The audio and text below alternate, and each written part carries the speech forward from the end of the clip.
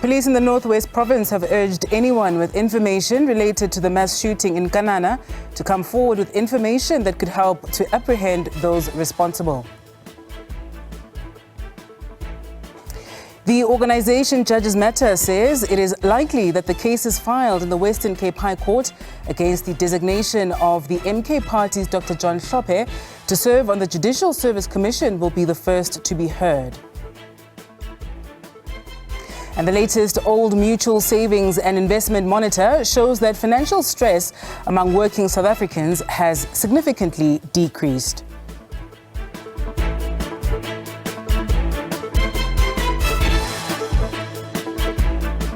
And it's just gone 12 noon Central African time. A very good afternoon to you. This is the week ahead. Thank you very much for joining us. I am Sebenzile Nkambule. We come to you live from our studios in Auckland Park right here in Johannesburg. Remember, you can also participate in the discussion. You can give us a ring. Our studio line is 011-714-0680, 0681 or 0682. Thank you very much for joining us. Welcome.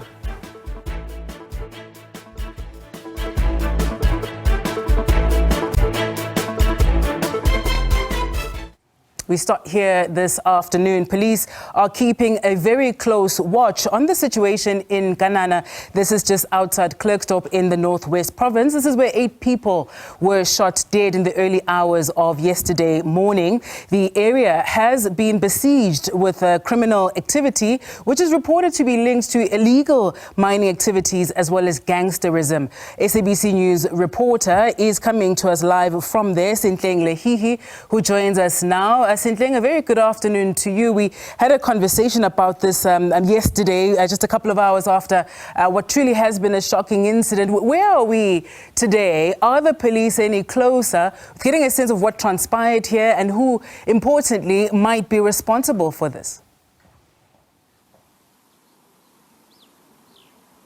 Absolutely. The community of Ganana remains paralyzed by fear and uncertainty, not knowing when police will give them information about those who perpetrated this incident being apprehended. They say that incidents like these have continued in earnest in their community, and they see indiscriminate killings almost on a weekly basis with no arrests effected. They say that they believe that there's an inefficiency in the policing in the area, and they've called for the intervention of the police minister to come here personally and make sure that police do thorough investigations and ensure that those who perpetuated these criminal acts are arrested, and those who are responsible for the killing of the 2 women and 6 men are brought to book. How rife are incidents of illegal mining activity in that part of the Northwest? You remember that this area is particularly unique in the fact that it is a mining hub of gold mining in the Northwest Province. But many of the mines that are here have largely become, white elephants and are not really functioning. They've mostly closed down. But this has created a breeding ground for zamazamas and illegal mining activities who've continued in earnest, not only dominating what lays under the earth, but also controlling everything that happens in the communities above the mines, making sure that they hold them all in unjust fear. And we must remember that the turf wars for control over these illegal mining activities is what spills over in violent activities that we see that are actually happening in public places in these mining activities. These concerns have also been elaborated quite firmly by the officials and authorities in the province. We heard from the MEC of Public Safety when he went on his site visit about these concerns, and we'll just listen into him and what he had to say. I've got calls in the morning from the mayor, Councillor Hlophe, raising this concern on behalf of a community, as he is a community leader. Then I immediately convened a team that is led by Provincial Commissioner Lieutenant General Kwena to come to see for ourselves. This is a devastating situation that we came across. we are here as government also to understand what has really transpired. But of course, we can't get into the details of the case as the scene is still very fresh, and the police protocol dictates that you don't divulge any other information that can impede the investigations. We wanted the investigation to run smoothly so that at the end of the day, the culprits of this devastating situation can be brought to book. So I will not divulge any other information, but what is key to us as government is the safety of our people that I've also pronounced in the recent budget speech, that we want a safer communities where our people will enjoy the fruits of freedom and live freely. Sintleng, how has the community received the presence of officials now after what transpired yesterday? There's often the criticism that these officials are very reactive, that they wait for something to happen before showing up, whereas communities would have highlighted and in fact bemoaned these issues and called for assistance much earlier on. Absolutely. Sentiments coming particularly from the bereaved families, saying that the police did not react with immediacy and they failed to actually ensure that they comb the scene thoroughly and follow up on any possible leads. They believe that the intervention of national authorities in policing is what is needed in this particular instance, as this is not the first incident of such indiscriminate mass killings, and this has become a mainstay in the area. We also then realize that the issue here is also a matter of lack of trust that the community has in policing. We spoke to one of the eyewitnesses there, and it begs the question that why doesn't he approach the police? But this has been thoroughly explained by the councillor in that area, saying that people sit with information because they fear for their safety. The police does not do enough to ensure that they are secured and they will be protected from being targeted by the perpetuators of this violent criminal activity. Finally, Sintleng, what do we know about those who are still in hospital fighting for their lives?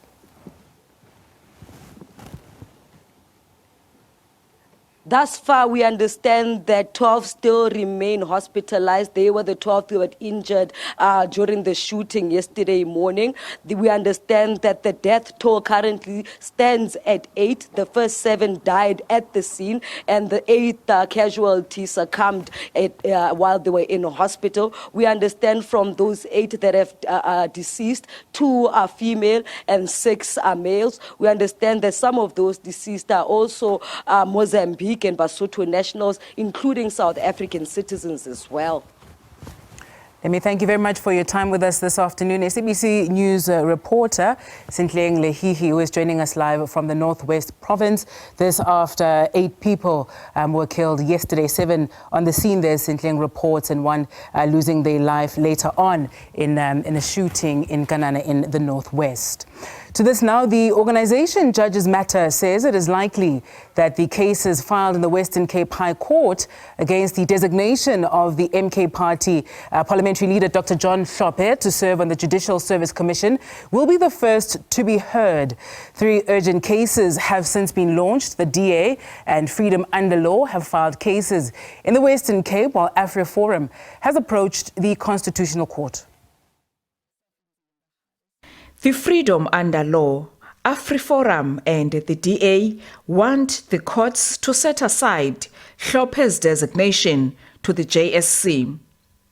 Both the Freedom Under Law and the DA have filed papers at the Western Cape High Court to challenge his designation to the JSC, while AfriForum has gone to the Constitutional Court seeking direct access.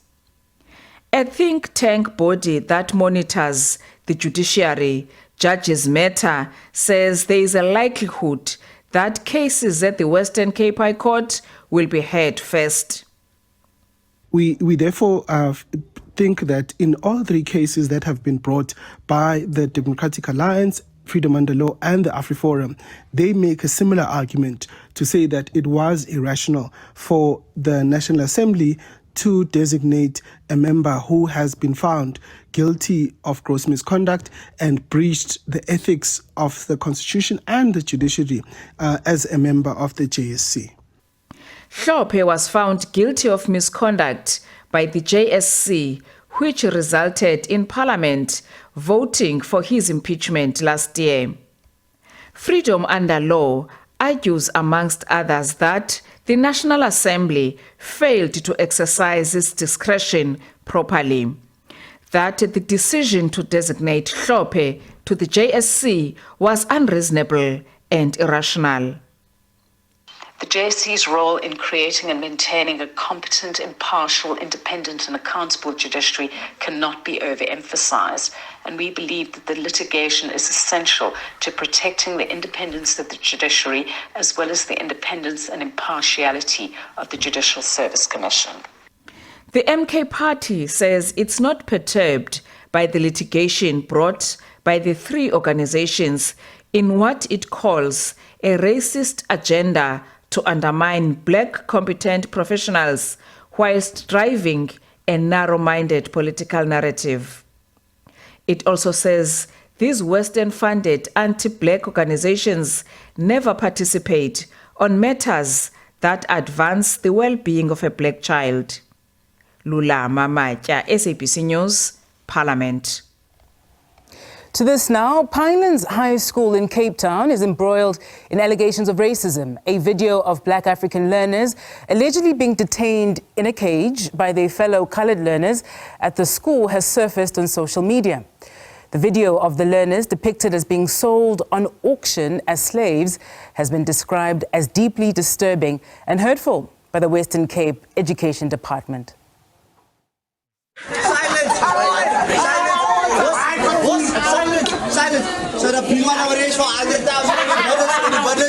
This video has sparked public outrage, with the black African learners behind what seems like a cage allegedly being used for a mock auction as slaves.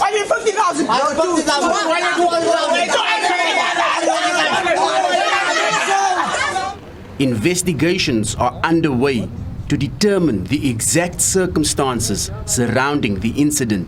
The department was made aware of the very disturbing and hurtful video that is circulating currently. The school has already initiated an investigation and had initiated an investigation based on allegations of racial bullying at the school. Officials at Pinelands High School have asked for space to deal with the matter. They have interviewed the learners and are conducting interviews with the learners involved in the video, as well as providing counselling support. They have addressed the learners and the teaching staff, as well as communicating with their parent body this afternoon. These are very serious allegations and are being treated as such. A parent of one of the learners who allegedly fought off being caged said she would speak to the media at a later stage. Corbin August, SABC News, Cape Town. The latest Old Mutual Savings and Investment Monitor shows that financial stress among working South Africans has significantly decreased. According to the monitor, stress dropped from 58% in 2020 to 37% in 2024. Even more reassuring is that more South Africans are optimistic that their financial situation will improve in the next 6 months. But it found that women remain challenged as they recover from the effects of the COVID-19 pandemic. Old Mutual says it undertook the study to better understand the financial attitudes and behaviors of South Africans. The insurer noted that South Africans are not only resilient but also innovative, taking proactive steps to improve their finances. It says consumers are reducing their reliance on debt, being more entrepreneurial and increasing their income streams. We focus on employed South Africans earning between 8,000 up to 120,000. Living in metropolitan areas, ranging in age from about 18 to 65 years of age. Most of those surveyed are actively taking steps to improve their financial position. They are expanding revenue sources, improving debt management, practicing prudent budgeting and saving more. Across age groups, many consider themselves to be polyjobbers, meaning that they juggle side hustles, freelancing and after-hours work alongside their regular jobs. That is something that we've seen over the years increasing, but particularly this year, it's up 7% to 57% of people saying that they are in fact polyjobbers, and particularly young people. So that percentage goes all the way up to 73% when you talk to the cohort that is 18 to 29 years old. And to your question in terms of what are they doing, in particular, the three things we've seen, one is using social media. So that is absolutely one of the big revenue streams or income streams for people. The second one is doing work in the evenings. So after their jobs, when they get home, doing work. Again, the digital economy here is quite big in terms of supporting that. And then the last one is people are tapping into their entrepreneurial spirit. So either starting business or joining somebody else's businesses. We've seen an increase in that as well. Mapude says in an effort to cut expenses, working South Africans are using creative value hacking tools. These include using loyalty reward cards, switching to cheaper brands, cutting down on domestic help and moving children to less expensive schools, among other interventions. The monitor also shows some improvement in debt management since last year. It says the number of consumers who have fallen behind on bills and other payments has declined. However, the monitor revealed that it is not all positive for South African women. What we found with women, particularly in the past, is that they tend to be the ones who are more responsible for more dependence. So whether that is children and adult dependents, which is what we call the sandwich generation, or people who have both adult and child dependents, women tend to be the ones who are more likely to sit in that category of consumers. And what that means, to your point, is their recovery is slightly slower because they are still more indebted. They are still struggling to save. They are more financially stressed, which is something that, again, we've seen over the years than men. And so that, I think that pace of the slow recovery for women is due to the fact that they actually do tend to carry far more responsibility, not necessarily in comparison to men, but just in terms of dependence. When it comes to having child and adult dependents. The monitor further showed that 43% of South Africans still don't fully understand the new two-pot retirement reforms. Even though people have been hearing about two-pot and hearing about the new legislation, the understanding in terms of how exactly does it work, what are the dates, what are the prescribed dates that government is going to be using to apply to this law, that's for us, the first big thing is how it works. The second one is tax implications. And this morning we did speak about that a little bit. But again, a lot of people wanting to be really clear around what are the tax implications when it comes to two-pot. And then finally, I think the third thing, which is where when we talk about getting financial advice and getting the right kind of information and knowledge, this becomes critical, is the third one is people not knowing what to do with the money. Diabosito, SABC News, Johannesburg. Let's now turn our attention to stories that made headlines in our Sunday papers this afternoon. We're joined by Sfiso Mahlangu, who is the editor of The Star, as well as the Saturday Star. Very good afternoon to you, Sfiso. Thank you for your time. Let's start with the Sunday Times, shall we? They lead there with the CEO's plea to bosses as discord rocks Absa. There seems to be a bit of drama there, if you will. Embattled Absa Group CEO Ari Rautenbach is reported to have broken down in a meeting with executives, and seemingly they have lost confidence in him. Good afternoon. Good afternoon, and thank you for having me. Good afternoon to the viewers of the SABC. The Sunday Times story was an interesting one. Disarray in the corridors of capital. The story looks into the CEO and his apparent emotional breakdown to convince the board and others that certainly he's still the right candidate for the post, and that he has maintained a firm grip on Absa when many didn't think so. I think it was under his reign that a lot of news on Absa came through.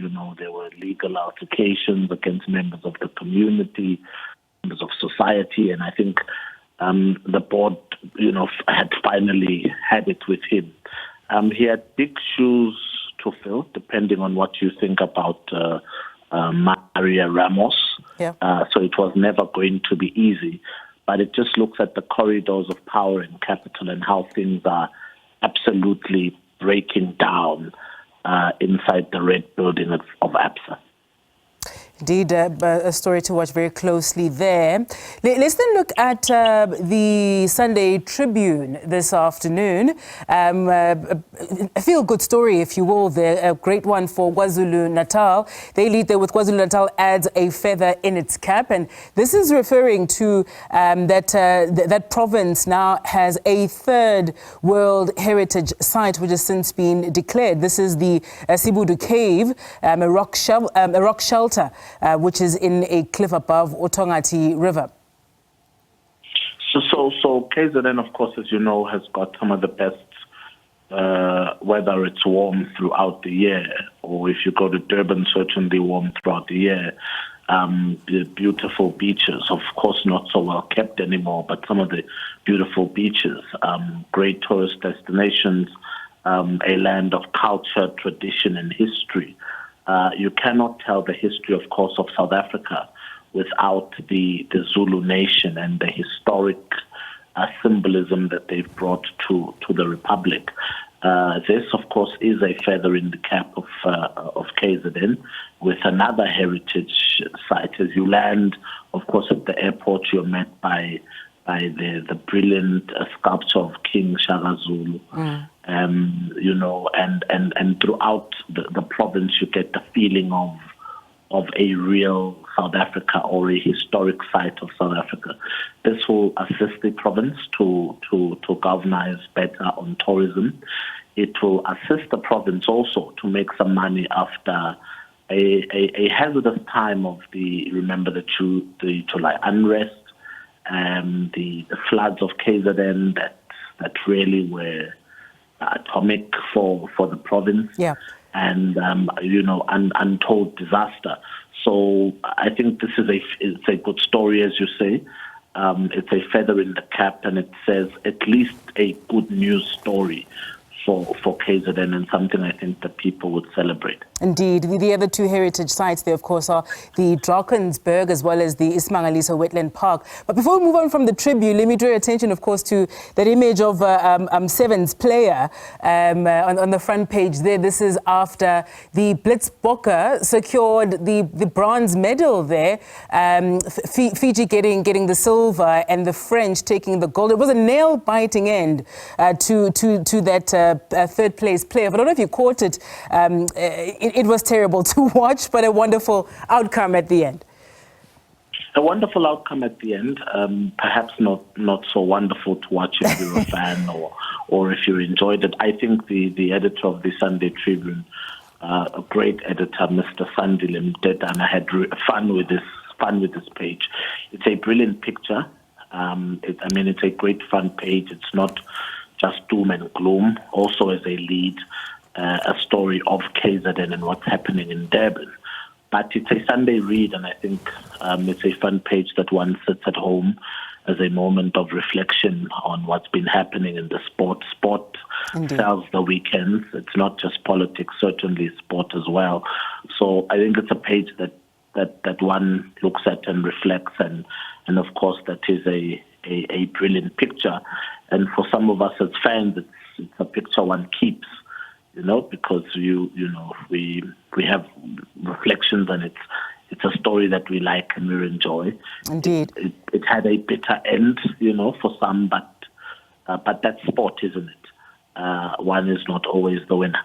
Absolutely, and perhaps we should have ended with the Tribune because it's a feel-good story. I must now take us back to doom and gloom, if you will, and let's look at the City Press there. They are talking about funds looted, millions of rands, that is, looted from the National Skills Fund, 123 million rands looted from the NSF, and it's reported there that these funds were looted to buy luxury cars as well as a farm, and this is from an investigation which was carried out by the Department of Higher Education and Training.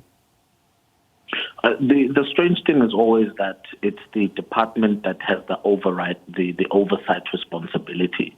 It's the department that has the firing power. It's the department that can put these institutions under arrest, or so to speak. It's the department that can put these institutions under strict management or under administration, as Minister Nzimande had tried with UNISA and failed. And because he's the oversight, but often it is the department that conducts the investigation, they report on themselves and then you don't see results. This is, of course, not a new thing. You've seen what has happened to NSFAS and the hundreds of millions that have been looted here. So whilst I think South Africa accepts this investigation and this report, that these hundreds of millions were looted, South Africa then waits for recourse. South Africa waits for the whip. What's going to happen now? It's always strange for us as editors and journalists when these institutions report to us that they've uncovered corruption within their own units, within their own departments. But months, weeks, years later, you find that nothing has happened. There's a change of guard, there's a new CEO, a new board chair, and that's all you find. But there's really no accountability, no arrest. Of course, you note that it's not the department that would arrest, it would be at the level of the NPA. But I think we're at the level of saying, so what now? You've reported these things, but will we see the X fall? Will there be accountability? I think, like many South Africans, I want to say, we'll wait and see. But I will not put my head on the block that it will happen. Mm-hmm.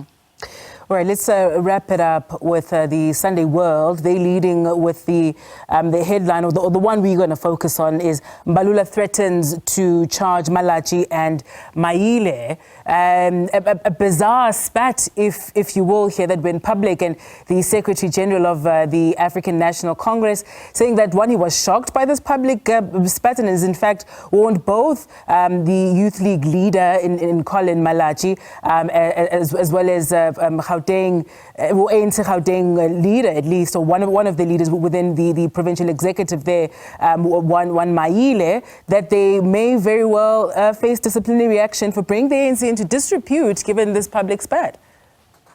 I'm surprised that Balula would want to charge Maile for being a respondent. Maile simply tweeted back and said, not even mentioning Colin's name, he said, they are sending their sugar daddies to attack us. I wish they would show their faces. This is after a tumultuous day on the social media streets, with Maile having fallen victim of Malachi and many of his ilk, saying he has no following, he has no constituency, but he always makes it to the executive, which of course is totally false. Maile has stood against Panyaza Lesufi at the ANC's PC elections. He came very close to being the chair of the ANC in the Gauteng province. He didn't make it. He has a constituency, that's why he made it up there. In the province, he's one of the top fours in all of Gauteng. So that shows that there is a kind of a constituency. We're in a country where young people face infections daily. Young people don't have access to funding and education. They find financial exclusion. Those are the issues of the youth. Colin Malachi will never address those issues. He simply goes on a tirade to say who should have been elected for which position and not, and then just degrades other leaders and goes into social media tirades. And I think young people are quite frankly fed up with it. In Balula age, which many know that the tweets were actually about Balula, and many people think that Fikile Balula is the one who sent Colin to make these statements after a defrauded week against Panyaza and Maile, because the public belief is that Balula was on the side of the DA and Maile and Lesufi were dead set against the DA. That's why the DA didn't make it in Gauteng. It then, culminated and these tweets, started flying. It just looked a bit gross to the rest of us. It did. I was surprised by the headline that Balula wants to charge both Colin Malachi and Lebogang Maile. We'll see if that really happens.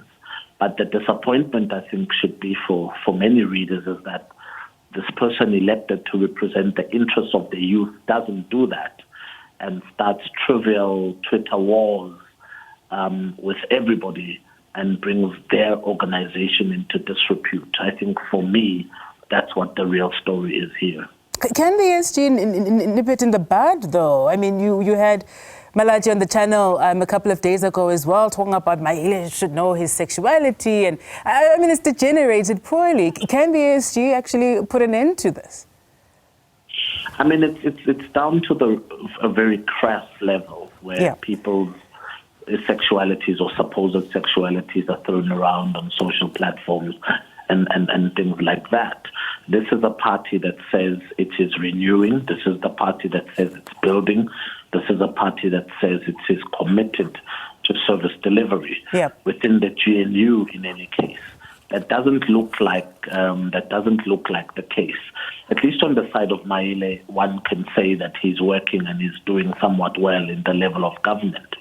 The youth league leader is not in any capacity in government. He's simply a leader within the youth league. So he uses that stance to posture at ANC leaders or to throw weight. On social media, they say he's trying to be a Julius Malema. In my view, Julius Malema was the last president of the youth league. However Colin wants to phrase it, he'll never be any Julius Malema. He's a weak and stark weak president of the youth league. He's a president of the youth league that does not have the interests of youth at heart. And Figile would be best positioned, yes, to charge him. Because, yes, he has brought the ANC into disrepute. We'll park it there this afternoon. Sfiso, let me thank you very much for your time with us. That is Sfiso Mahlangu, who is editor of The Star and The Saturday Star. You are watching The Week Ahead. More on the other side of this. Stay with us.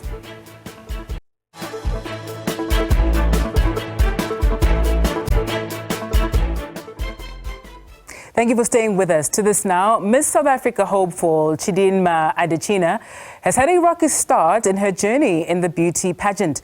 Chidinma's ethnic background as a half-Nigerian woman has come under attack by some on social media. A now-removed petition started on change.org was aimed at disqualifying Adetshina from running for Miss South Africa. One social media user, Siantuli, started a petition calling on the removal of Adetshina from participating in Miss South Africa, regardless of her being born in South Africa.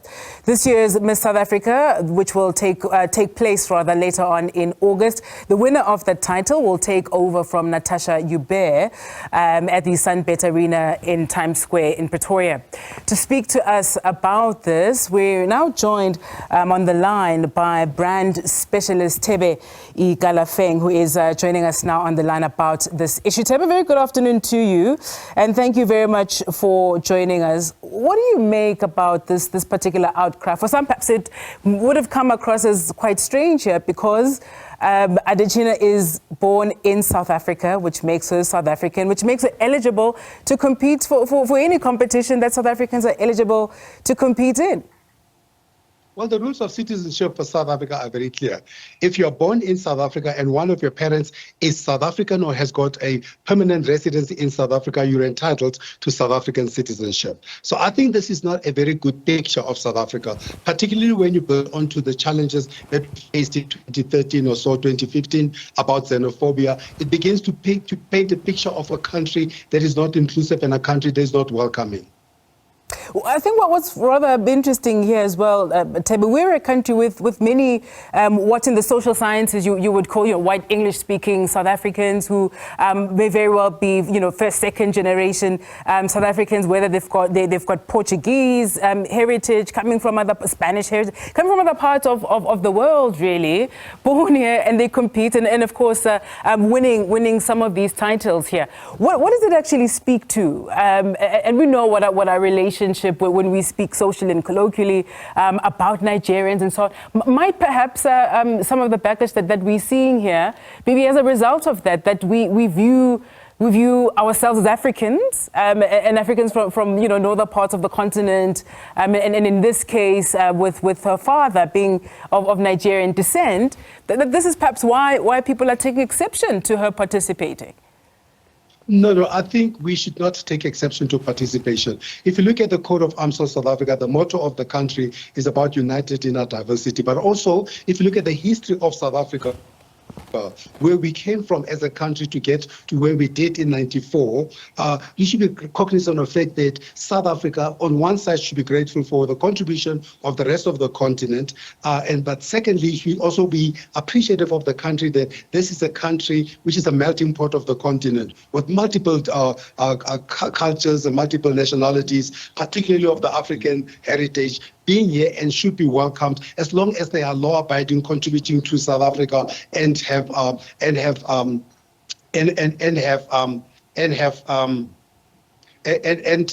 been part of this country for all these years.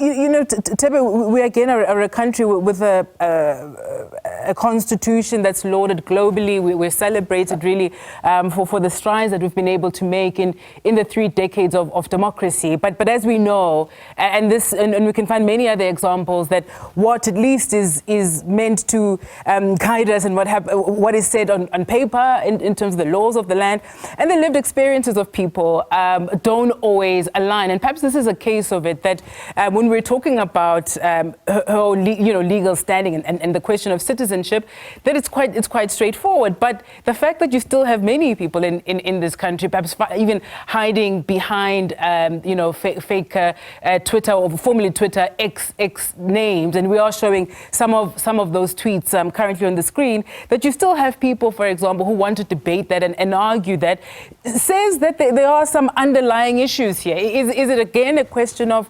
self-hate that we're seeing here? Or can we even speak about issues of belonging? That here you have a people that feel as though they are in competition within this country. They are in competition, even with the idea of who gets to be called a citizen or not.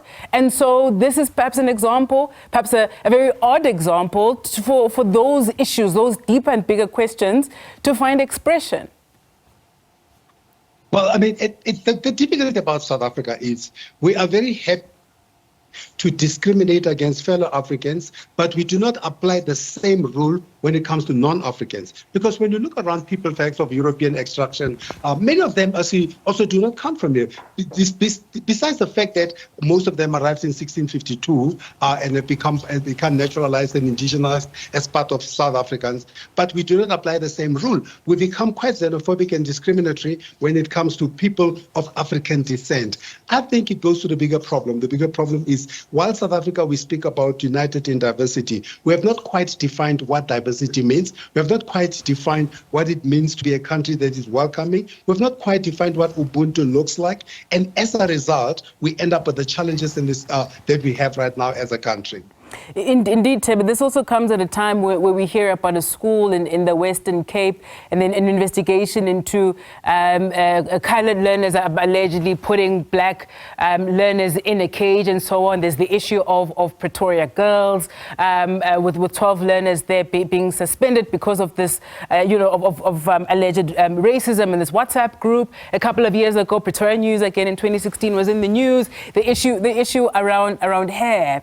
What does this do to brand South Africa, where certainly if you kind of look at, if somebody assesses it from what happens internally, how we speak about people of African descent who we would otherwise at least expect should be welcoming, as we would welcome any other person coming from elsewhere in the world, how we speak about them and how we treat them by extension.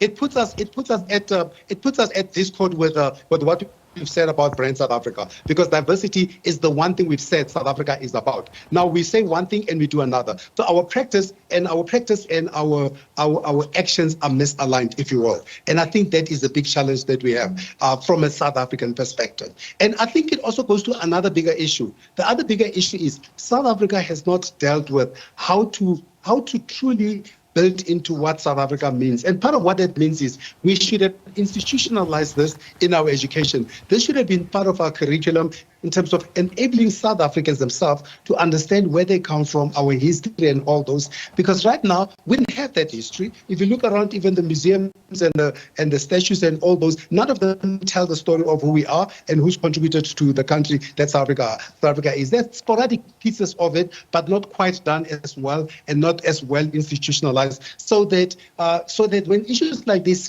come up, you have a buffer against them. Let's look at the United States of America, for example. If you're born in the United States, even if your parents are not even American, if you're born in the United States of America, you are American. But the one thing that's interesting about that is, and that comes with everything that means American. It means you can participate in anything that America stands for. But South Africa is also very, we are very, if you will, we're disingenuous in our efforts, because now look at this. You have somebody like Mota who participated in Britain's Got Talent. Yeah. You've got somebody like Global Youth Choir who participated in America's Got Talent. They're not American. At worst, they're not even citizens. Yeah. They were just going there to take advantage of an opportunity. Here is somebody who is born and raised in South Africa. One of the parents, I think, is South African heritage, which makes them legally South African. So we should also, we should then, if we're going to do this, we should then be prepared to be rejected everywhere in the continent and everywhere else in the world, and not want to do one thing and then to preach one thing and to say one thing else. Let's hear from Jongikaya, who's calling us from the Eastern Cape. Jongikaya, a quick one from you. Hi.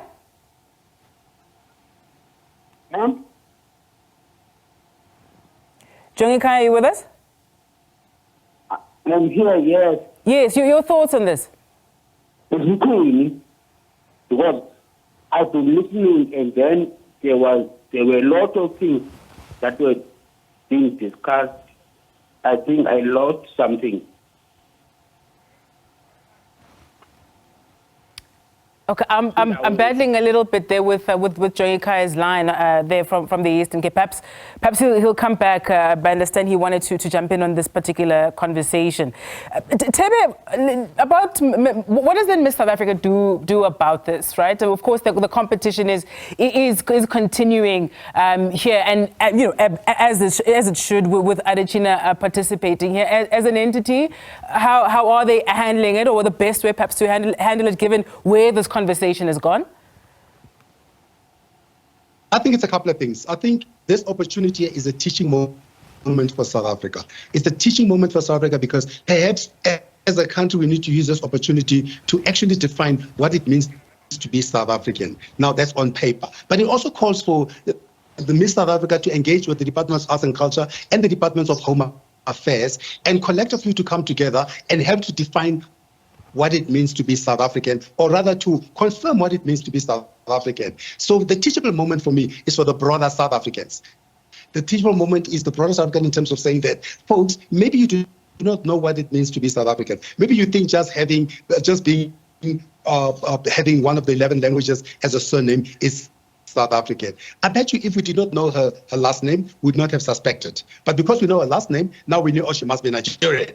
And or we could have known she could have been Zimbabwean or anything else. I think to me it's a teachable moment. I think also it's a legal moment where South Africa, from an art and culture perspective and from a home affairs perspective, must come together with Miss South Africa to spell out and define and put this to bed forever. Indeed. Let me thank you very much for your time with us this afternoon. Brand specialist Tebe Ikalafeng on the line, and we showed you some of those tweets there. You would have seen one from Joanne Strauss as well, really calling out some derogatory remarks that came over this as well. Thank you to Tebe, and you keep your views coming in as well. You're watching The Week Ahead right here on SABC News, Channel 404. More on the other side of this.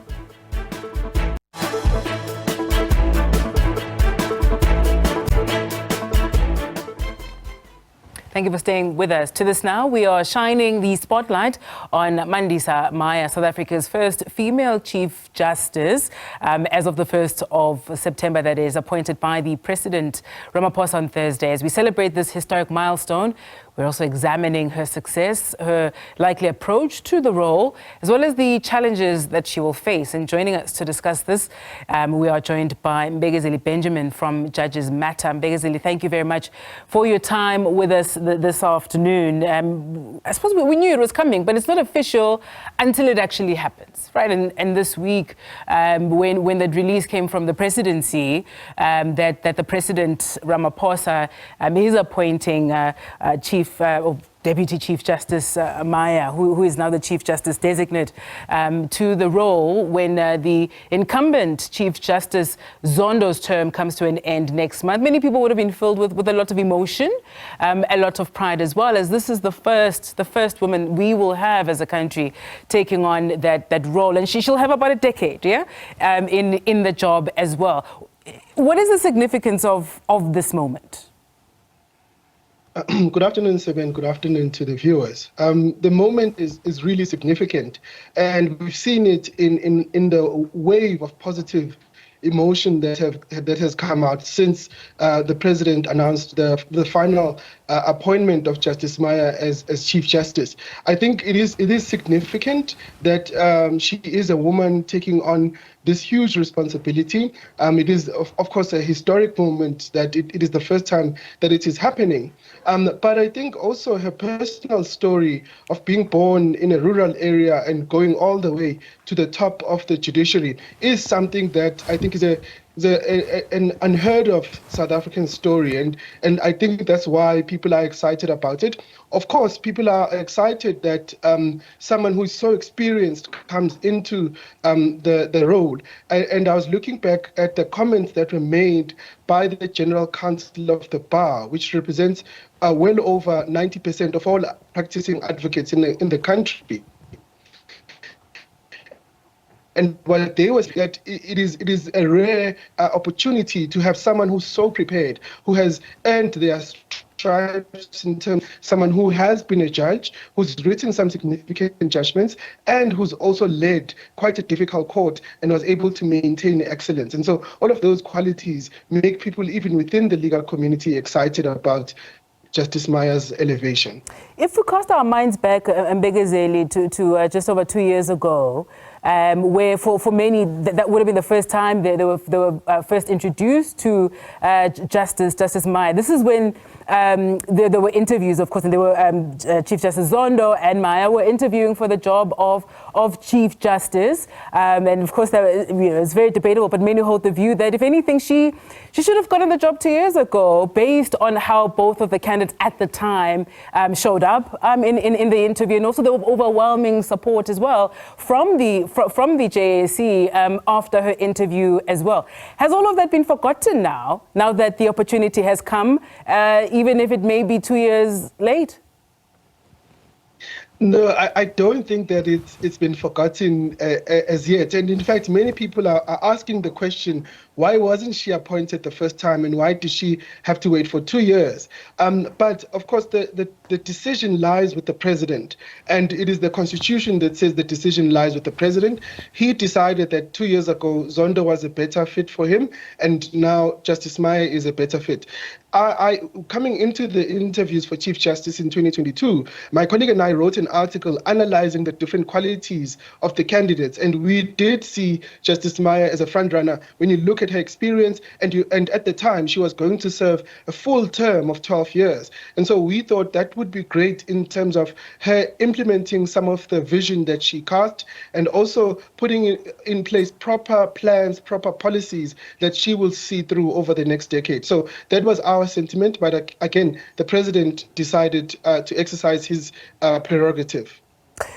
What's also already has started to happen is that because we're going to have the first women Chief Justice in the country, that we're now going to, the expectation is that all of the gender issues are now her issues, which isn't correct. It should be the issues of everybody who believes in equality, in the human rights of all people in this country as well. If we then compare some of the work that she has done, and of course we can't run away from comparing her, right, to a soon to be predecessor Chief Justice Zondo, in what they've been able to do in advancing women jurists in the country in making the judiciary serve not only women, but serve women a lot more than perhaps what has been the case previously. How big a focus is that likely to be, or should it be, given where the country is and when the judiciary in particular is currently? Well, I don't think that it is a gender transformation is not a cause that she should carry on her shoulders alone. It should be a broad responsibility of all of us, in fact, as a society, because what the Constitution says, for example, when it comes to transformation of the judiciary, the Constitution at Section 174 says that the judiciary of South Africa must look broadly like the population of South Africa. We are a majority black and a majority woman country, so our judiciary must strive to look like the country it serves. And Justice Maya herself has implemented some strides towards achieving that goal. You'll recall that she served as president of the Supreme Court of Appeal from 2017 until 2022. And during that period, she was able to bring in more women into that court. She was able to bring in more black people to serve in that court, to the point where today the Supreme Court of Appeal is one of the only courts in the country that has a majority women bench, a majority black bench. So she has achieved in that respect, and so maybe the expectation is not entirely displaced, but it's not only on her. It's on Parliament. It's on the Judicial Service Commission. It's also on the government, the President, the Minister of Justice, and the broader legal community, because the conversation needs to also include the pipeline that brings in women into the judiciary. We know right now that women are not given the kind of opportunities that would expose them to the complex work that they need to prepare themselves to be judges. And that is a conversation that even corporate should be playing a role, because it is the banks, it is the insurance companies that are giving work to lawyers, and they should have a responsibility to give more work to black women, which is not currently happening. In 30 seconds, Mbegazeli, how might the GNU, the so-called GNU that we're in, perhaps impact her tenure? Well, I don't think it will impact very much, because the judiciary stands alone. The only way that it can be impacted is in this new demand that the judiciary should run the courts. And that will require the executive, the GNU, to give up some of its power over the running of the courts and give it to the judiciary. And that will be a conversation that Chief Justice will have to have with the minister and the president. That's where we'll leave it. Thank you very much. Mbegazeli Benjamin, who is with Judges Matter, thank you very much for your time. You are watching The Week Ahead this Sunday afternoon. Thank you very much for being with us. We will be back with you at the top of the hour with the latest. Stay with us.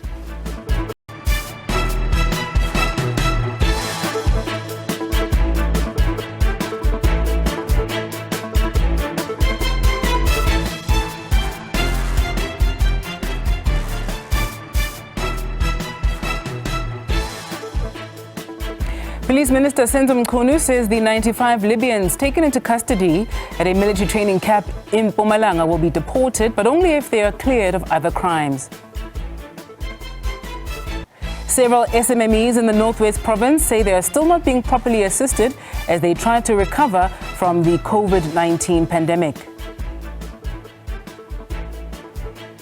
Israeli authorities say a rocket attack on a football ground in the Israeli-occupied Golan Heights has killed 11 people, including children.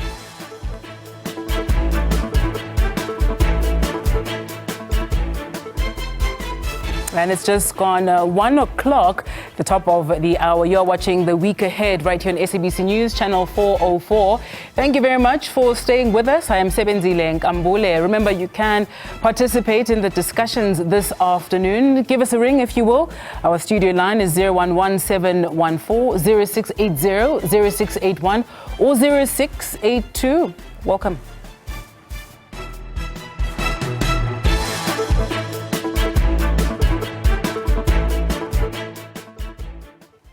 We start here in this hour. EFF leadership in the Northern Cape say that they have submitted a motion to debate the stance taken by the ANC government to allow for the self-determination of the exclusively white Afrikaner town, Orania.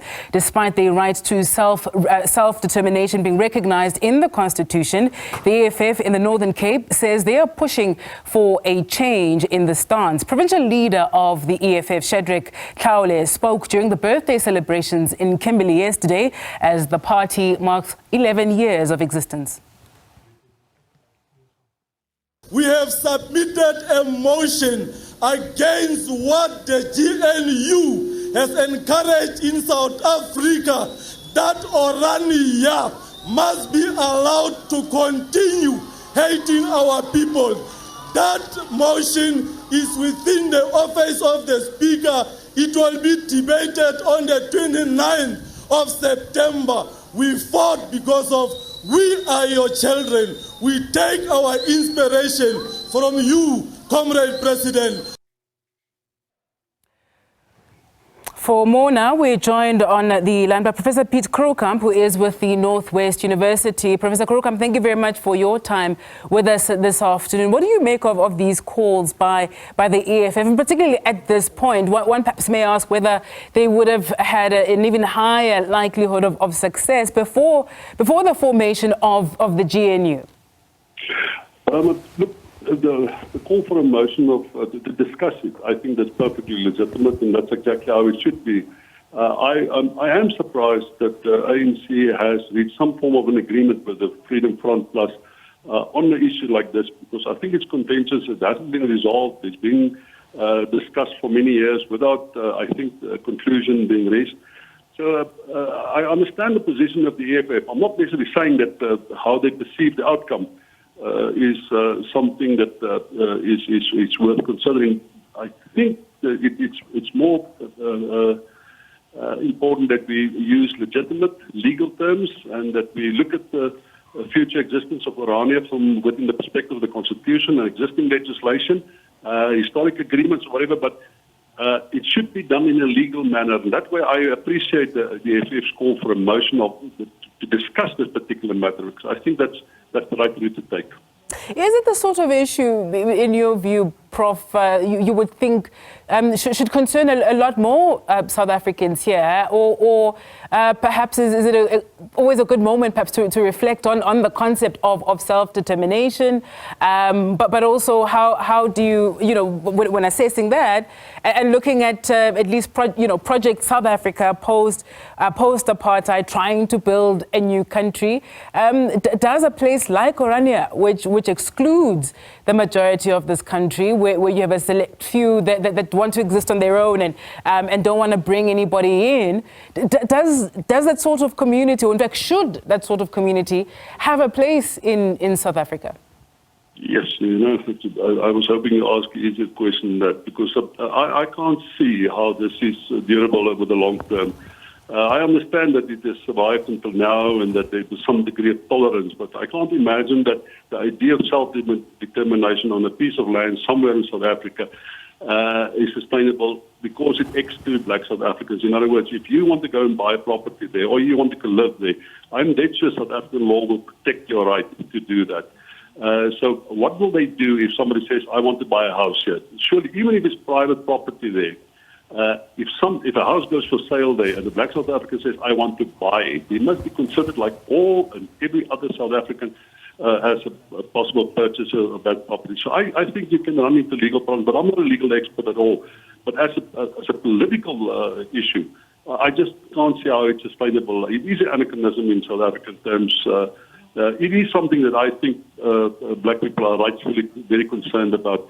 It is a small thing. It's rather insignificant in the bigger picture of South Africa's problems, but I do find it curious that the ANC has went into an agreement, a political agreement of some sort, to sustain something which I think there is a degree of controversy about. What do you think more people perhaps haven't supported this call? Do you feel it's a non-issue for them? Is it perhaps something that they don't care about, or is it because you have an economic freedom fighters who many people may want to instinctively reject or object to anything that they raise? Might it be that, or is it just a non-issue for many? Look, it's because it's incredibly small. I've been to Irania 2 or 3 times in my life. You know, it's relatively poor. There's a lot of growth potential in the sense that I think some people invest in agriculture there and some other projects. But it's insignificant in the bigger picture of South Africa's problems. And you remember that Nelson Mandela went there and he actually met Betsy Verwoerd as a form of reconciliation. And I think ever since then, that was more or less the ANC's position to tolerate that phenomenon, because Nelson Mandela has tolerated it by going to Irania and meeting up with Betsy Verwoerd there.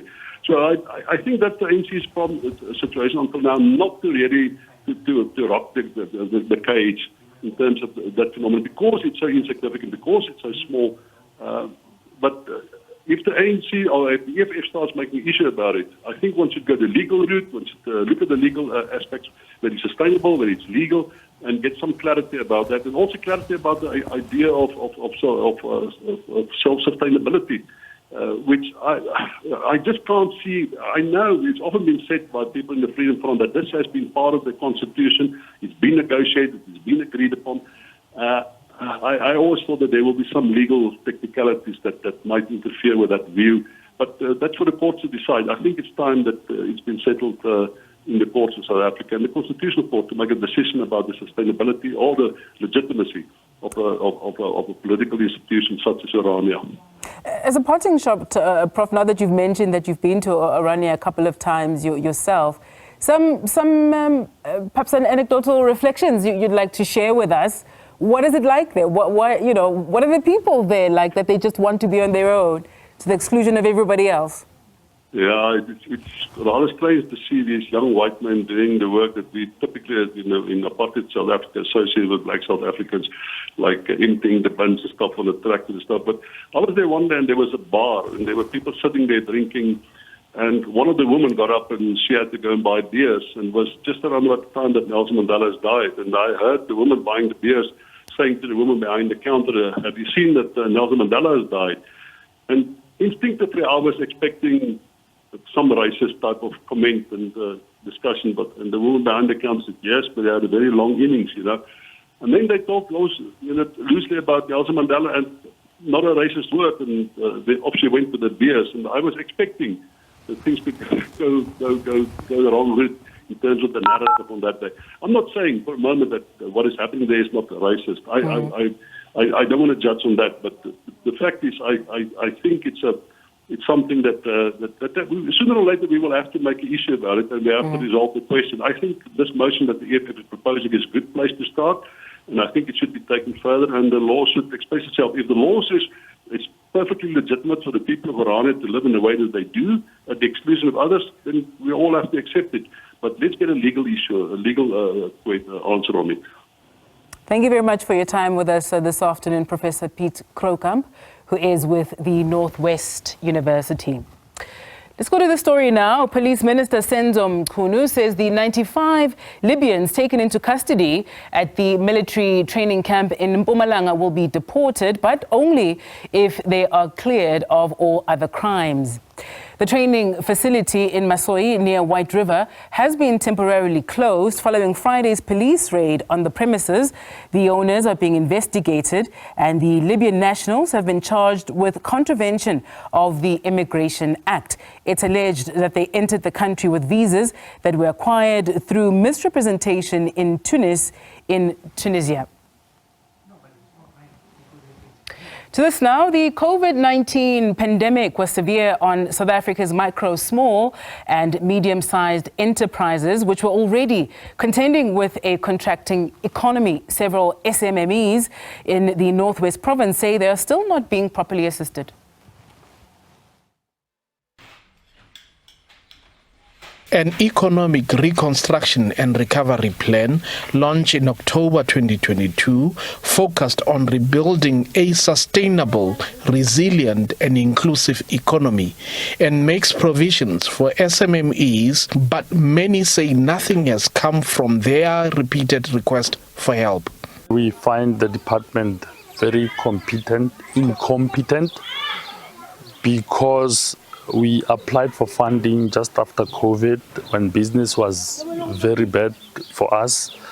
And the department came for site inspection and everything just went cold. We don't know what happened. We couldn't find answers and we just gave up. All is not doom and gloom, as some have received relief as part of the International Mandela Day commemoration.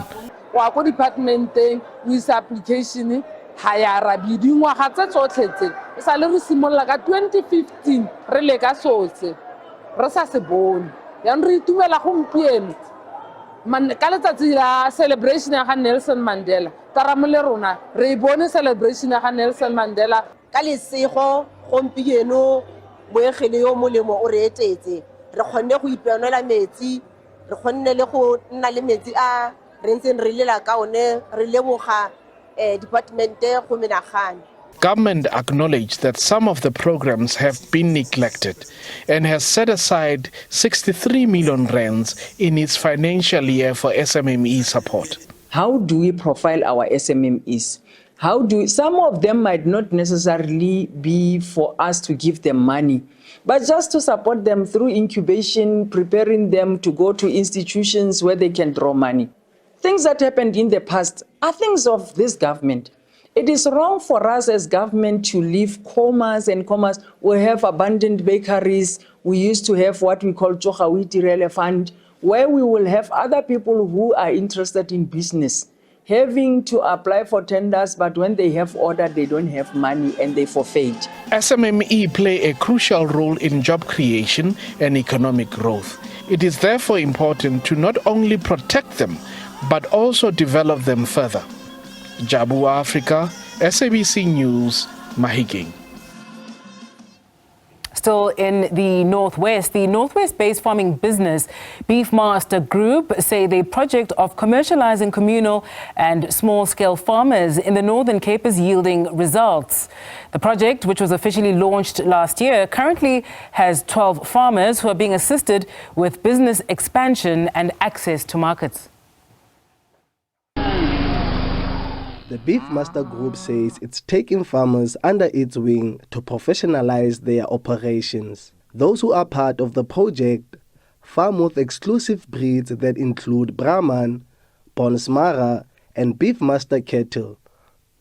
Katlolo Sechano and Pogiseho Sechano, who operate in Kurumani in the Northern Cape, say they are already reaping the rewards of the partnership. Being with Beefmaster, it has really helped us with getting a better market price, because that was the whole idea. Our vision is to grow much bigger, have the farm as a group of ambitious farmers, whereby we will be able to grow more cattle and calves, so that we can give at least Beefmaster 4 batches of calves per year. For now, we did 1, and we are hoping to give them the second batch before the end of the year. The farmers who own Oat Farm are hoping that the partnership will also give them a foot indoor of the export market. The Beefmaster Group currently exports its product to parts of Africa, the Middle East, and the Far East. I see a huge difference because we used to sell only at auctions. I am certain that Beefmaster will help us a lot because we won't have to go to auctions anymore. We also saw that their pricing are better compared to the ones at the auction. The mentorship offered by the group includes educating farmers about the maintenance of their herd, animal diseases, and ways of producing good quality meat. Beefmaster, we aim to strategically support these farmers through extension initiatives so that they are better equipped to be able to contribute, to compete, and to add value to the industry, because the food security demand at this moment will not be the same as 10, 20 years from today. So we need more farmers actually transitioning from communal to commercial operation. The group says with 40% of the cattle in the country in the hands of communal farmers, It's important that they become commercial farmers to assist with the growing demands of food production. Ompemetse Balatseng, SABC News, Kimberley.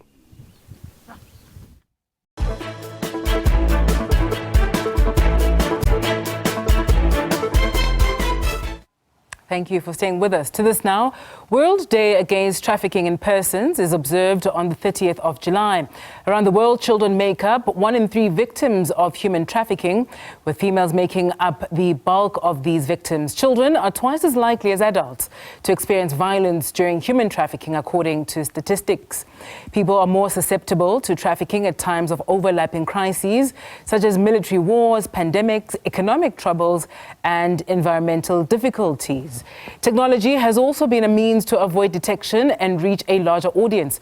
Joining us now is criminologist and national coordinator for Missing Children South Africa, Bianca van Aasgeren, joins us to discuss the seriousness of this issue. Bianca, thank you for your time with us this afternoon. There are more than 40 million human trafficking victims worldwide, including men, women and children who are trapped in all forms of modern slavery. When we bring it home, how prevalent is human trafficking in South Africa? And what are some of the ways that it shows up in our country? Good afternoon. Yes, human trafficking is definitely a problem. It's a worldwide problem, a global problem.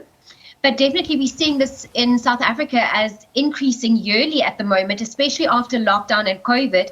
We've seen a massive increase in the number of kidnappings and that of human trafficking happening.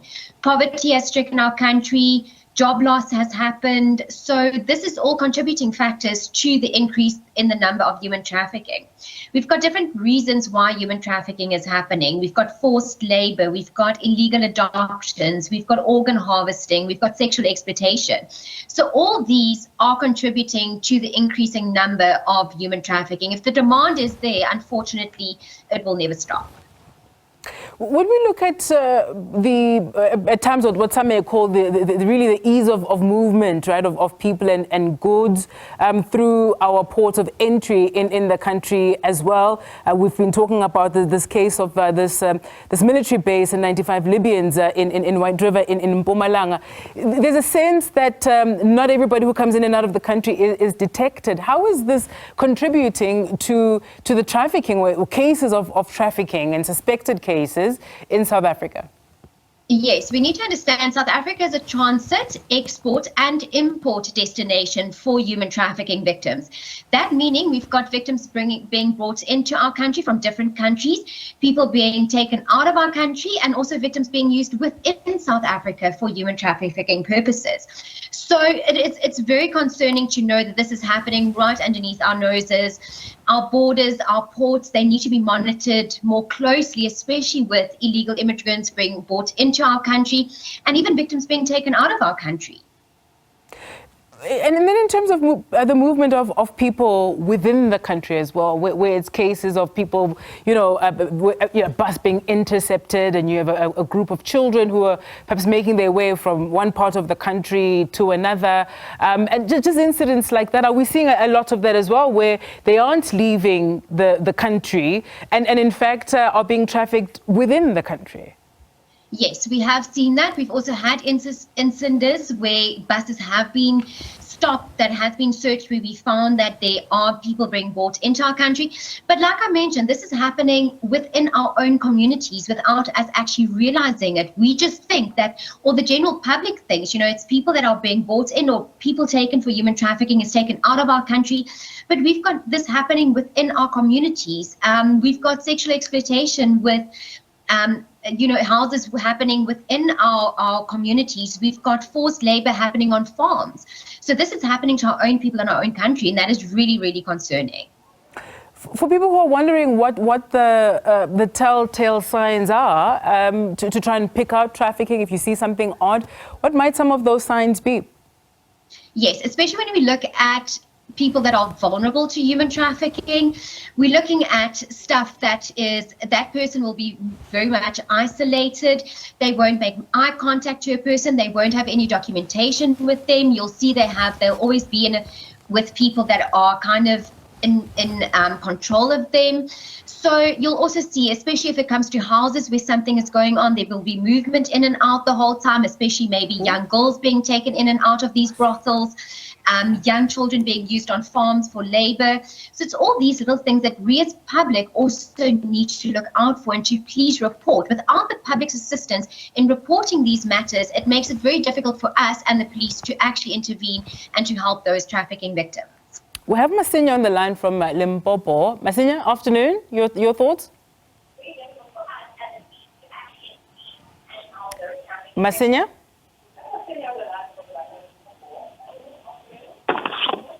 Good afternoon, sir. Hi, Masinya, go for it.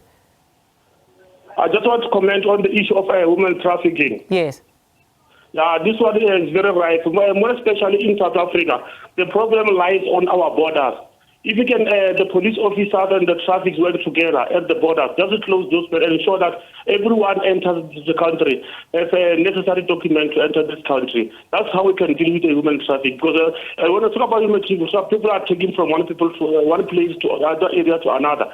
If those borders are not working effectively, that's why we're going to continue experiencing a lot of women trafficking in South Africa. The police enforcement agency should do their work properly in South Africa to save the life of our people in South Africa. Thank you. Masinya, on the line there from Limpopo, thank you very much for your call. Bianca, I think you touched a bit on that earlier as well. Maybe in addition to Masinya's point about what makes women a lot more vulnerable in some of these cases, but also we're talking about children as well, who are increasingly becoming more and more vulnerable to being trafficked. Yes, women is definitely more vulnerable, as sexual exploitation is one of the biggest types of human trafficking in persons that we are seeing. Children, once again, are just as vulnerable because they can be used, even if it's girls or boys, forced labor, once again, also sexual exploitation. But where the children actually are more vulnerable is that of illegal adoptions and even organ harvesting. So our children are very much vulnerable in our country, and we need to really stand up and stop this and keep them safe. So what preventative measures are in place, Bianca, to deal with this? I mean, imagine it requires a multi-pronged intervention, right, that addresses issues such as poverty, inequality, and all sorts of other issues as well. Do we have sufficient preventative measures within the country, within the region, and broadly, globally? I think our biggest problem is the job loss, our economical crisis that we're facing, that's making our South African citizens more vulnerable to the fact for human trafficking. But just in our communities, we can safe measure against human trafficking. We can just be there for each other. We can implement safety measures within our communities, especially when it comes to our children, walking to and from school, making sure that if there's any problems at a home that you know of, that you report that so we can go investigate and see what is going on there. You know, it's just all those small little measurements that the communities themselves can implement to keep our people safe. Yes, we've got a much bigger problem that we are facing with job loss, economical crisis, all of that needs our government support to sort that out to prevent human trafficking from happening in our country. Ali, you're on the line from Gauteng. Yes, Ali, hi. Okay, Ali's dropped the line. Perhaps we'll squeeze him in before we're done with this interview. Bianca, I suppose my question was also leaning towards the might of the state, right, being used adequately, being used efficiently to put an end to this. And yes, I think the point you make is an important one, that there needs to be awareness within communities, that people have to have a sense of you know, the children in the space, even if you're not related in any way, so that you're watching what's happening there. But at a national level, and you think about state resources, those need to be made available to put an end to this, because there's an organized element that an ordinary person really can't combat or fight or do anything about. No, unfortunately not. And I think our country is not yet equipped enough to face the problem of trafficking in persons. We need to implement more specialized teams within our country that is specifically trained in combating human trafficking and also rescuing that of the victims of human trafficking. Because if we do look at the global issue of human trafficking, only a very small percentage of human trafficking victims are ever found. So we need to intervene. We need to also broaden our channels in taking hands internationally with other different countries to combat this, because we've got people, as I mentioned earlier, we've got victims being brought into our country, we've got South Africans being taken out of our country. So we do have an international link to this human trafficking. But we need to start implementing better resources within our country. We need to educate our law enforcement, our police, our government on how what measurements needs to be taken to combat the problem of human trafficking. We only have a small percentage of people facing this in our country, standing up and making a difference with it, but we need the assistance that is needed from different countries and also from our government. Finally, Bianca, how will you be using the occasion of World Day Against Trafficking in Persons this year to highlight some of these issues and of course, do more work around it? We as an organization we don't focus just on one specific day. It's very important to us to educate on a daily basis within our communities and the whole of South Africa on preventative measures of human trafficking, what the signs are to look out for, and to implement safety measures within our communities to combat that of trafficking in persons. It's also of children going missing in general, because those children that go missing end up out on the streets that are even more vulnerable to fall victim to trafficking in persons. So yes, once again, it will be an educational day for us as an organization to get the word out there, to implement the awareness, but this is something that needs to be done on a daily basis and not just one day a year. Absolutely. Bianca, thank you very much for your time with us this afternoon. Bianca van Aaswegen is a criminologist and national coordinator for Missing Children South Africa. Thank you to her for her time. Quick break, stay with us. More on the other side of this right here on The Week Ahead.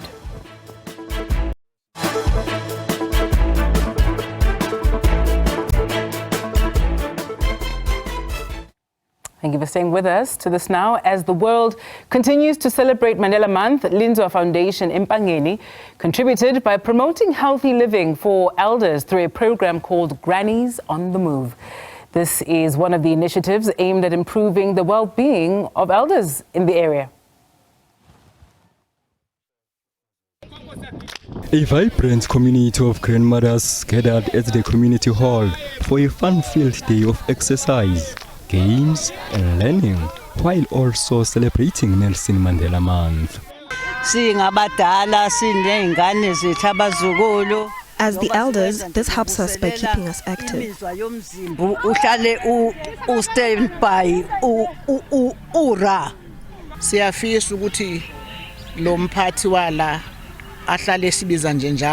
I wish the organizers can do this more often, because it's clear that even our high blood pressure could be maintained.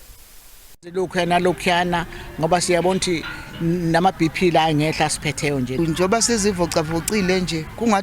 wish we could do this at least 3 times a month.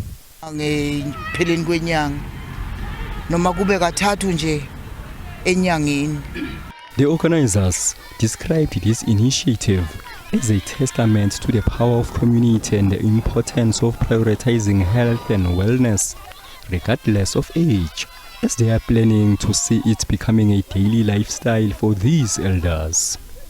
Sicelile uDepartment of Health ukuthi abe part of a program ukuze asicheckele ogogo ukuthi basesimene esiright sokudlala. We have asked the Department of Health to assist us by examining the elders so that we can see if they qualify to play, because others have diabetes, therefore they were not allowed to play. This was another safety measure to make sure that we do not put their lives at risk. Ngoba bejabula kungabi ukuthi sifaka impilo zabe engcupheni sebegcina mhlawumbe umuntu usegcina esibhedlela. They are also engaged in various physical activities, such as stretching, dancing, jumping, and walking, while showcasing their enthusiasm for active aging. The games session included tug of war, relay, and social interaction. Oh, that looks like a lot of fun. To this now, the 4th African Nursing Conference takes place this week from Tuesday under the theme Nurses and Patients are an Integral Part of Healthcare. Organizers say at the core of the approach is holistic healthcare. Are the human rights and well-being of both patients and nurses. To tell us more about it is one of the speakers, Professor Champion Nyoni, Associate Professor and Senior Researcher at the School of Nursing at the University of the Free State. Professor Nyoni, thank you for your time with us this afternoon. This is the 4th iteration of the summit. Its significance in your view? Thank you very much for having me. And the 4th African Nursing Conference is a brainchild of the Foundation for Professional Development. And it brings about a platform where nurses come together and have a conversation or a dialogue on nursing issues, but also specifically being a fertile place for what now, what do we do next about these issues? And we've seen over the last couple of years that it has had an interesting impact on the attendees of this conference. It is a regional conference, and one of the things that COVID-19, that period, a devastating period really globally, illuminated was the uneven nature of the strength of public health care systems on the continent. Give us some context, if you will, of South Africa in particular, then and now, in terms of really the state of nursing as well as patients. Are we approaching it differently? Have there been major lessons learned from that COVID period?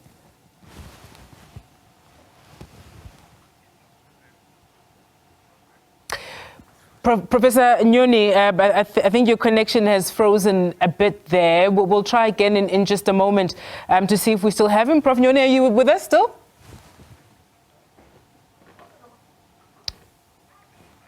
All right. Okay, we're battling it, but let's try to sort that out so we can complete our conversation with Professor Nyoni on the 4th African Nursing Conference, which gets underway this week from Tuesday. Once we sort it out, we'll bring Professor Nyoni back on the line.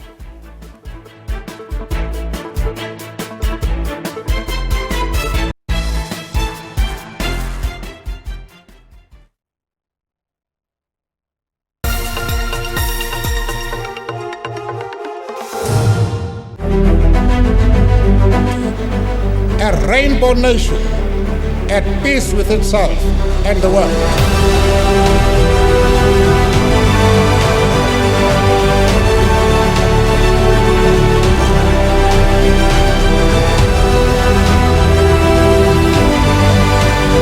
We understand it still that there is no easy road to freedom.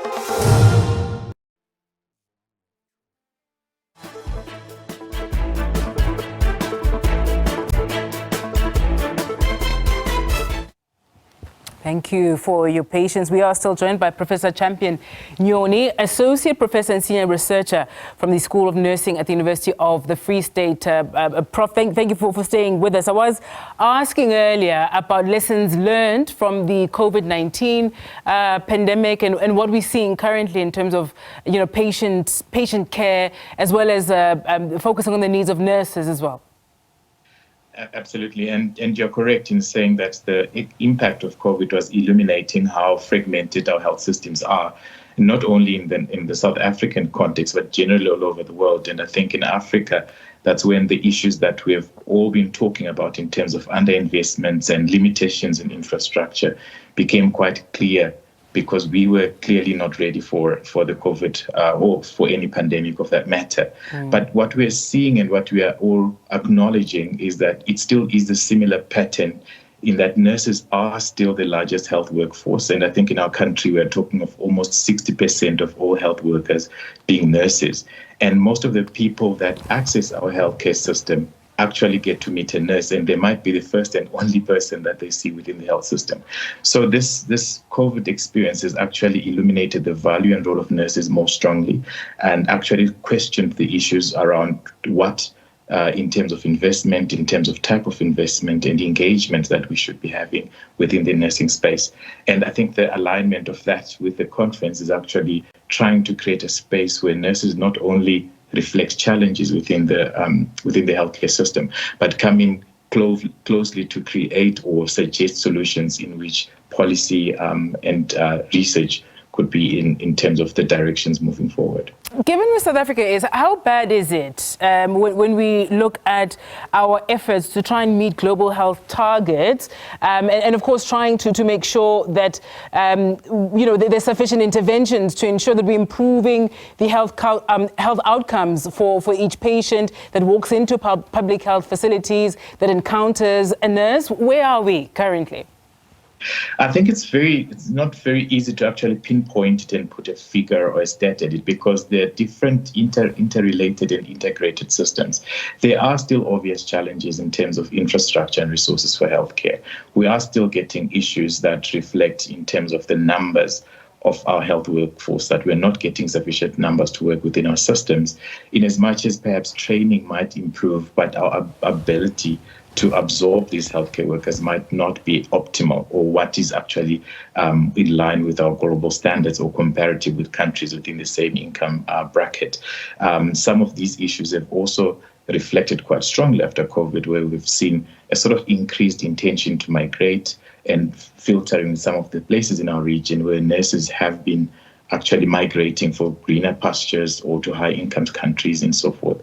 So there have been some sort of challenges that we're seeing in our face, some sort of mitigation also coming through, but it's not enough to actually, at this stage, to make massive or significant difference. Why don't we have the data, Prof? Where is it supposed to come from? And how does anybody plan if you don't know the numbers that you're working with? So the numbers are available. The issue is that it's not, how could I put it? We could actually have an entire afternoon discussing this. In May 2024, the WHO Afro actually published a decade review of the health workforce within the WHO African region. And it sort of characterized what is happening from spaces within health workforce, just from training to absorption, to retirement, to specialist training and issues like that across the entire region, including the issues of investment into health workforce. And one of the big issues that they are looking at, which has been promulgated as an African-wide strategy, is improving investment in health workforce. We have what they call the Abuja Declaration, where national budgets, at least 15% of the national budget should be in health workforce, in the health system, but not all African countries are meeting that target. And now, secondary to the COVID, it has made it even worse for budgets to get to where we want to go in terms of the health workforce. But this is a relatively new document, and hopefully it will start to inform and influence our direction strategically and at policy level. Yeah, and that investment into that workforce, is it to attract people to into the healthcare space to work as nurses, or is it to make sure that you're taking care of them while they're there, so that they're not looking for opportunities in Europe or elsewhere in the world where they'll be better taken care of and getting paid better, having prospects of a better pension and all sorts of issues that any worker really is looking for? Excellent question. And I think the idea is actually not to get an either-or type of strategy, but sort of a multifaceted strategy that starts from how do we attract people into health sciences? How do we attract people to train in health sciences? How do we have quality programs within health sciences that meet the needs of our communities? Where do we place our students? And that also is part of investment. And looking at the retention, like you're mentioning, how do we keep people within the current spaces where they're working, that how do we attract them to work in under-resourced spaces in our rural places? How do we even bring back those that have migrated to come back and work within our setting? And it's not always, in my opinion, an issue of let's just increase the salary. It's always about, thinking about the health of the very same practitioners, where they're working, in their working conditions. So it requires sort of a multifaceted solution that looks at the entire lifespan of the health workforce. And like you mentioned, can I get a good pension when I leave the system? What sort of leaders are within the very same system? What sort of education opportunities do they have as they work? So it's a multifaceted solution that is not only, just looking at one thing, but it needs sort of a multi-stakeholder engagement. We're a country with really frightening levels of unemployment. One would think that you would try and source some of the human resources from there as well. But of course, it's not easy. It's easy to speak about, but it's not easily done. So, what are you hoping from this conference that starts on Tuesday will emerge from this? It's a talk shop. It's an opportunity, of course, to strategize. What are you hoping will emerge from there so that you begin to start solving some of these problems we're talking about? So we're actually impressed by the caliber of stakeholders that are attending this conference. And this is literally from nurses at the grassroots level to nurses that are involved in research, in academia, nurses that are in practice, and also within the associations of nursing. So what that brings on is this brilliant minds within the country that not only are showcasing when the challenges they're facing, they're also proposing solutions to these challenges. And the outcome of these conferences is often issues around this is what as nursing in this particular space are recommending as solutions to X, Y, and Z, which we are facing on the ground. And because it's also illuminating a bit of research, there's also practical evidence-based strategies that are being put forward as areas of discussion, because something might be happening in one province which might be similar in the other province. And so this becomes a platform for that interchange and an opportunity for transfer. And so what we have seen in the last couple of years with this conference has been that expansion and transfer and engagement within some of the spaces where nurses are working, and from education, practice, and also within policy.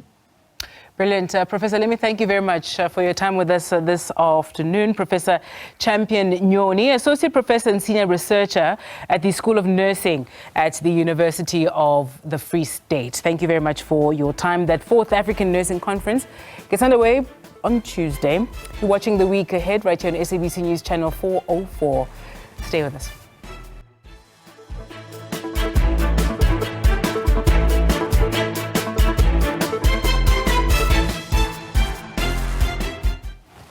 Thank you for staying with us. We are well into the official day 2 of the Paris Olympic Games. And of course, South Africa is on the medal table with a bronze medal from the Blitz box in the rugby sevens. A couple more medal contenders have already been in action today. Let's now welcome SABC News sports researcher Janet Witten. In just a moment, we will speak to Janet to get a sense of how things are looking in Paris at the Olympics.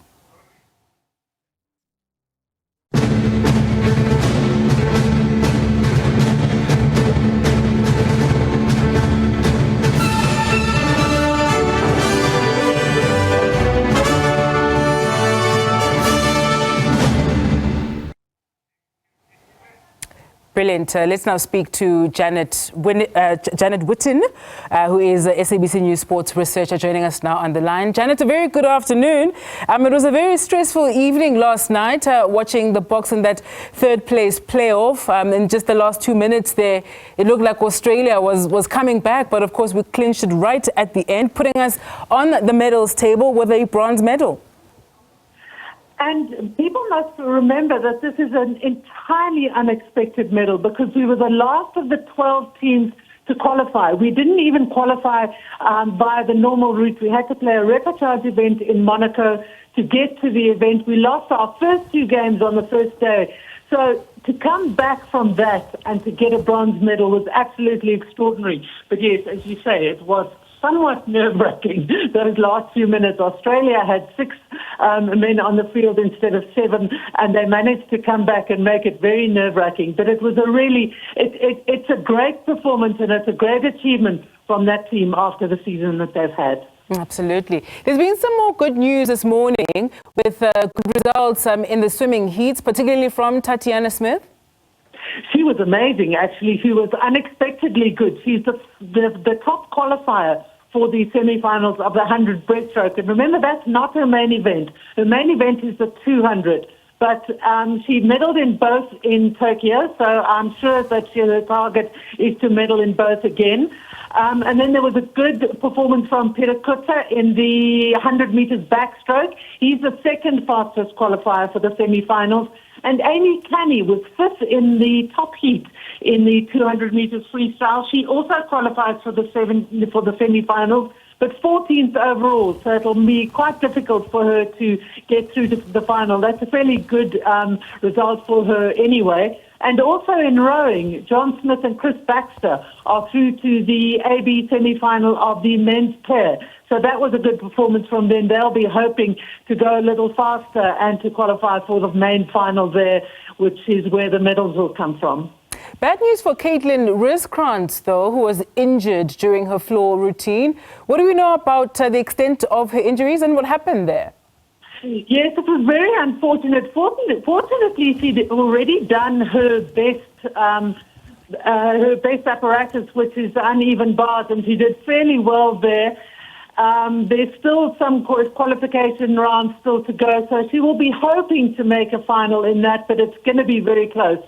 But what happened was that she fell during her floor routine and she's hurt her right ankle. That takes her out of the all-around qualification anyway. She's going to have an MRI this afternoon to see the extent of the injury, and if she does qualify for that uneven bar final, that will be the decision on whether she actually participates any further or not.